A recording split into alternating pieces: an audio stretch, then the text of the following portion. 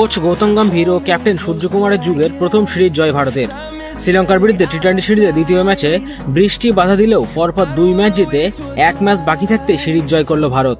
তবে এই ম্যাচে ভারতীয় তরুণ ওপেনার যশস্বী জয়সওয়াল করলেন এক বিরাট রেকর্ড। বিশ্বের প্রথম ব্যাটার হিসেবে দুর্দান্ত মাইলস্টোন যশস্বীর নামে। কি সেই রেকর্ড জানতে হলে ভিডিওটি অবশ্যই শেষ অবধি দেখুন।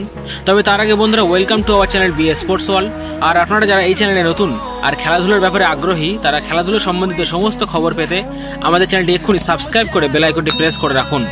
রবিবার পাল্লেকেলে স্টেডিয়ামে শ্রীলঙ্কার বিরুদ্ধে সিরিজের দ্বিতীয় টি-20 ম্যাচে অনবদ্য এক ব্যক্তিগত নজির গড়লেন যশস্বী জয়সওয়াল।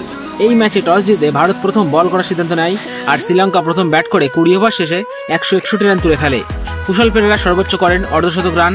ভারতের হয়ে রবি বিষ্ণয় সর্বোচ্চ 3 উইকেট পান। তবে ভারতের ব্যাটিংয়ের সময় বাদশাদে বৃষ্টি, তাই শেষ অবধি খেলাটি 8 ওভারে কমিয়ে আনতে হয়। 8 ওভারে 78 রানের টার্গেট নিয়ে ব্যাট করতে নেমে ভারত 6 ওভার 3 বলে লক্ষ্য পূরণ করে ম্যাচ জেতাসহ সিরিজ নিজেদের নামে করে।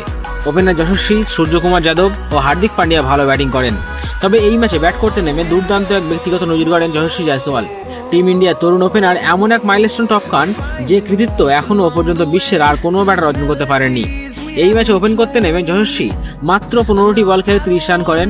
তবে রবিবার দ্বিতীয় টি-20 ম্যাচে শ্রীলঙ্কার বিরুদ্ধে 7 রান সংগ্রহ করা মাত্রই বিশ্বের প্রথম ক্রিকেটার হিসেবে চলতি ক্যালেন্ডার বর্ষে 1000 আন্তর্জাতিক রান সংগ্রহ করার নজির গড়লেন যশস্বী জয়সওয়াল।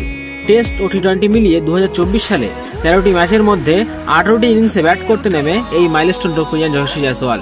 তো বন্ধুরা, আপনাদের ওপেনার হিসেবে যশস্বীকে কেমন লাগে কমেন্ট করে জানান আমাদের। আর আপনিও যদি মনে করেন যশস্বীকে সব ফরম্যাটে ভারতের ওপেনারের জায়গায় সুযোগ দেওয়া উচিত, তবে ভিডিওতে একটি লাইক করে দেবেন। আর ভিডিওটি ভালো লাগলে বন্ধুদের কাছে শেয়ার করুন, আর আমাদের চ্যানেলটি সাবস্ক্রাইব করে বেল আইকনটি প্রেস করে রাখুন।